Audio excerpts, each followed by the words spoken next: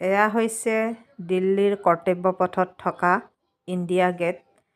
দিল্লীৰ বাহিৰৰ মানুহ আহিলে ইণ্ডিয়া গেট চোৱাৰ বা ওচৰত যোৱাৰ এটা হেঁপাহ সকলোৰে নিশ্চয় থাকে। আমিও তাৰ বিপৰীত নহয়। সেয়া আমি তিনিওটাই ইণ্ডিয়া গেট চাবৰ কাৰণে আহিলোঁ।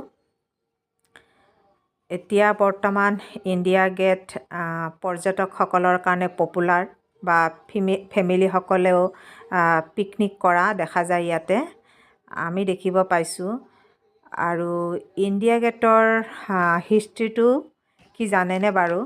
ইয়াতে সুন্দৰকৈ ইণ্ডিয়া গেটৰ একেবাৰে ওপৰত শ্বহীদসকলক সন্মান কৰি ধুনীয়াকৈ লিখা আছে।